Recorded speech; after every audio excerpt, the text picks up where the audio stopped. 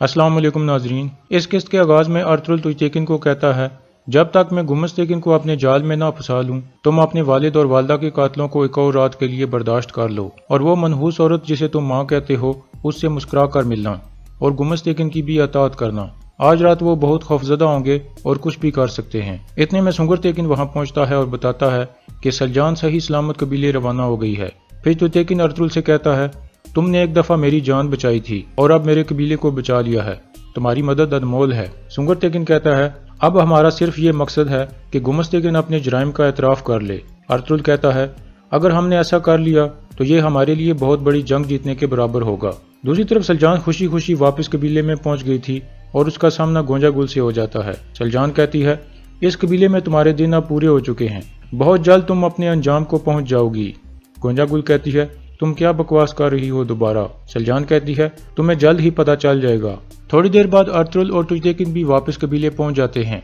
तुगतेकिन हाइमा खातून से कहता है, ये मैंने क्या किया फूफो, जिन लोगों पर हमने यकीन किया और उन्हें इतनी ज्यादा इज्जत दी उन्होंने ही हमें मार दिया।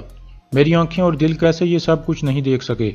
अब मेरे अंदर इतनी भी ताकत नहीं है कि मैं अपने आप को सरदार कह सकूं, हत्ता के इंसान कह सकूं। सुंगरतेकिन कहता है, अपने आप को संभालो तुगतेकिन बे, ऐसा करने से कुछ हासिल नहीं होगा। फिर हाइमा खातून कहती हैं, मैंने उनको अपने साथ बटाकर खाना खिलाया, यहाँ तक कि मैं अपने बेटे गुंदोगदो की शादी गोंजागुल से करने वाली थी और उन्होंने हमारी यकीन और एतमाद को तोड़ दिया। अगर अर्तुगरुल ने हमारे दिलों को ना खोला होता तो हमारा हाल इससे भी बहुत बुरा होता। अब सिर्फ एक और दिन हमें बर्दाश्त करना है। फिर अर्तुगरुल कहता है, अब वक्त आ गया है कि हम इस अंधेरे से निकलें और इंसाफ का इंतजाम करें। इतने में सलजान अंदर दाखिल होती है। हाइमा खातून फौरन उससे गले मिलती हैं और पूछती हैं, तुम कैसी हो। सलजान कहती है, मैं बिल्कुल ठीक हूँ, मैंने आयतुल के बाजू पर काई कबीले का निशान लगा दिया है। फिर तुगतेकिन सलजान से माफी मांगता है।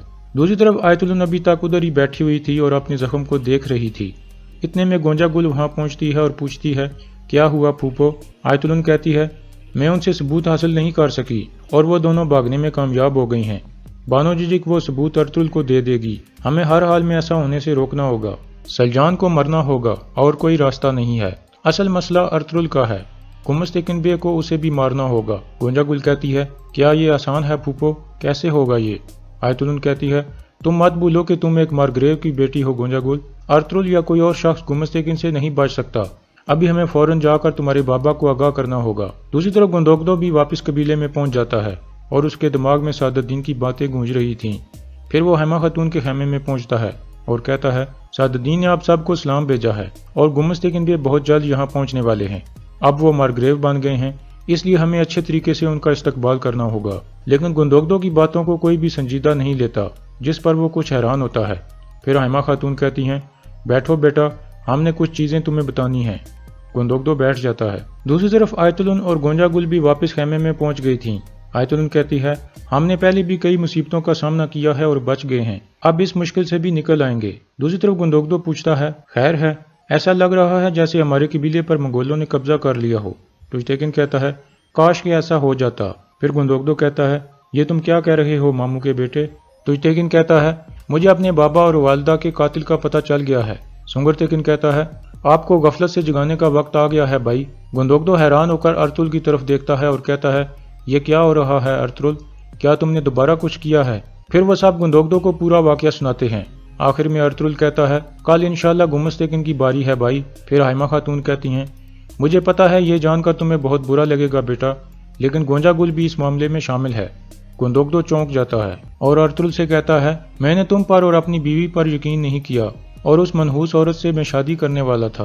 हाइमा खातून कहती हैं, हमारे पास ऐसी बातें करने का वक्त नहीं है, अभी हमें इस मसले को हल करना होगा बेटा। फिर गुंदोगदो कहता है, मुझे क्या करना चाहिए अर्तुगरुल।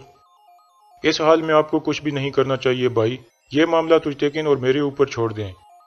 तुगतेकिन को और मुझे धोखा दिया उन्होंने, वो सिर्फ इसलिए मुझे सरदार बनाना चाहते थे। फिर अर्तुगरुल कहता है, हम हार नहीं मानेंगे भाई, हम एक ऐसा ही खेल खेलेंगे जैसा उन्होंने खेला है। सुंगरतेकिन कहता है, तो जब हमारा मारग्रेव कबीले में आए तो उसे मुनासिब तरीके से मिलना होगा। अर्तुगरुल कहता है, हाँ। इतने में गुंदोगदो को बाजू में शदीद दर्द हो जाता है और वो एक तरफ गिर जाता है। सब उठकर उसके पास जाते हैं। हाइमा खातून कहती हैं, फौरन हकीम अर्तो को बुलाएं। दूसरी तरफ बानो जिजिक के गार में मौजूद थी, जहाँ इब्नुल अरबी और गायकली भी बैठे हुए थे। इस दौरान इब्न अल अरबी उन्हें कुछ इस्लामी वाक़यात सुना रहे थे। दूसरी तरफ हकीम अर्तुग आकर गुंदोगदो का चेकअप करता है और कहता है, आपको बुखार है गुंदोगदो बे और मुकम्मल आराम की ज़रूरत है। फिर अर्तुल हकीम अर्तुग से पूछता है, मेरी समझ के मुताबिक भाई का बाजू हमारी सोच से भी ज़्यादा ख़राब है। हकीम अर्तुग कोई जवाब नहीं देता। फिर गुंदोगदो कहता है, अर्तुग बे ये सब मेरी फैमिली हैं, मैं इनसे कुछ भी नहीं छुपाना चाहता। हकीम अर्तुग कहता है, ये फोड़ा बहुत बड़ी मुसीबत है, मैंने ऐसा कभी नहीं देखा कि एक रात में फोड़ा हड्डी तक पहुंच गया हो। अगर हम इसको खुश्क न कर सके तो इसके अंजाम से मैं खौफजदा हूँ, क्योंकि फिर ये खून में शामिल हो सकता है जिससे गुंदोगदो बे की जान जा सकती है। लेकिन इंशाल्लाह मुझे उम्मीद है कि हम फोड़े को खुश्क कर लेंगे, लेकिन इसके लिए मुझे इनका बाजू काटना भी पड़ सकता है। ये सुनकर सब सख्त परेशान हो जाते हैं। फिर हकीम अर्तुग वहाँ से चला जाता है। आयमा खातून सलजान को कहती हैं, मेरे बेटे का ख्याल रखना।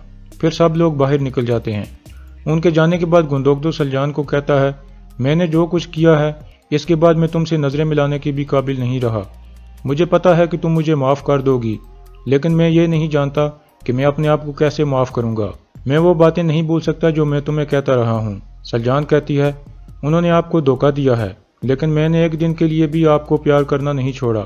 मैं जानती हूँ आप भी हमेशा मुझसे प्यार करते थे। दूसरी तरफ गुमस्तैकिन भी कबीले में पहुँच गया था। उसके साथ सल्जूक रियासत के काफ़ी सारे सिपाही भी थे, क्योंकि वो मारग्रेव बन गया था। कबीले के लोग गुमस्तैकिन जिंदाबाद के नारे लगाने लगते हैं। आयमा खातून और टुइटेकिन वगैरह सब लोग उनके इस्तकबाल के लिए खड़े थे। दुआन अभी तक पोल के साथ बंधा हुआ था। गुमस्तैकिन घोड़े से उतर कर आता है। आयमा खातून उसे खुश आमदीद कहती हैं। गुमस्तैकिन कहता है, शुक्रिया, आपने बहुत अच्छा इस्तकबाल किया है जो हमारी रियासत के ऐन मुताबिक है। फिर टुइटेकिन भी उसे खुश आमदीद कहता है और अंदर चलने को कहता है। इसके बाद सब अहम लोग अंदर चले जाते हैं। कुछ जिरगे के लोग भी आ जाते हैं। गुमस्तैकिन सब को बैठने को कहता है। इतने में एक सिपाही बोरी लेकर अंदर आता है। गुमस्तैकिन कहता है, अगर आप कबूल करें तो मैं आपको सोने के सिक्के देना चाहता हूँ। इसको आप रियासत की तरफ से एक तोहफा समझ सकते हैं। फिर दो सिपाही सोने के सिक्कों वाली बोरी उठाकर उसके पास लाते हैं। फिर टुइटेकिन खड़ा होता है, उसका हाथ चूमता है और मुबारकबाद देता है। गुमस्तैकिन उसे सोने के सिक्कों वाली एक पोटली देता है। टुइटेकिन वो पोटली लेकर बैठ जाता है। फिर हाइमा खातून उसे मुबारकबाद देती हैं और कहती हैं, आज रात मैं आपकी और टुइटेकिन की एक दावत करना चाहती हूँ अपने खेमे में। गुमस्तैकिन कहता है, आपका हुक्म सारा आंखों पर हाइमा खातून, मैं आपकी दावत कबूल करता हूँ। फिर वो हाइमा खातून को भी सिक्कों की एक पोटली देता है। इतने में गुंदोगदो भी वहाँ आ जाता है और सबको सलाम कहता है। फिर वो गुमस्तैकिन का हाथ चूमता है और मुबारकबाद देता है। गुमस्तैकिन उसको भी सोने की सिक्कों वाली पोटली देकर कहता है, ये अपने सिपाहियों के साथ भी बांट देना। फिर सुंगरतैकिन खड़ा होता है और उसे मुबारकबाद देता है। गुमस्तैकिन कहता है, तुमने एक दफ़ा फिर रियासत के साथ वफादारी को साबित कर दिया है। फिर वो उसे भी सिक्कों वाली एक पोटली देता है। सुंगरतैकिन कहता है, यह सिक्के मैं शहीदों के बच्चों के साथ बांटूंगा। फिर अर्तुल की बारी आती है। अर्तुल उसके सामने खड़ा हो जाता है और कहता है, हमने रियासत का मेहरबान चेहरा देख लिया है, अब हम इसका इंसाफ देखेंगे और हर किसी को इंसाफ का सामना करना होगा। यह कहकर वो बाहर निकल जाता है। जिरगे के लोग हैरानगी से उसे जाता हुआ देखते हैं। उसके जाने के बाद टुइटेकिन गुमस्तैकिन को कहता है, अर्तुल जब भी इंसाफ की बात करता है वो अमन को खराब कर देता है। फिर हकीम अर्तुग उठकर गुमस्तैकिन को मुबारकबाद देता है। गुमस्तैकिन उसे भी सोने के सिक्कों वाली पोटली देता है। हकीम अर्तुग कहता है, मैं इन सिक्कों को जरूरतमंदों के साथ बांटूंगा। फिर जिरगे के बाकी लोग बारी बारी जाकर उसका हाथ चूमते हैं और मुबारकबाद देते हैं। गुमस्तैकिन सब को सिक्कों वाली एक एक पोटली देता है। खेमे के बाहर तुर्गत और बामसी पानी वाला एक बर्तन उठाकर दुआन के पास जाने की कोशिश करते हैं। रुक जाओ, इसके पास कोई नहीं जा सकता, सख्त हुक्म है। भाई, हम इसे थोड़ा सा पानी देंगे और चले जाएंगे। ये यहाँ क्या कर रहे हैं? गुमस्तैकिन बे, अगर आप इजाजत दें तो हम दुआन को कुछ पानी पिलाना चाहते हैं। तुम्हारी ये जुर्रत, तुम एक सजा याफ्ता मुजरिम को पानी पिलाने की इजाजत मांग रहे हो?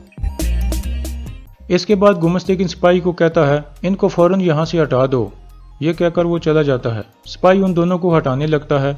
बामसी कहता है, रुको भाई, आराम से, ये पानी पकड़ लो, दुआन बहुत प्यासा है। पानी वाला बर्तन पकड़ा कर वो चले जाते हैं। सिपाही वो बर्तन दुआन के पास रख देता है, लेकिन दुआन के दोनों हाथ बंधे हुए थे, वो ऐसे पानी नहीं पी सकता था। और यहाँ इस किस्त का इख्तिताम हो जाता है।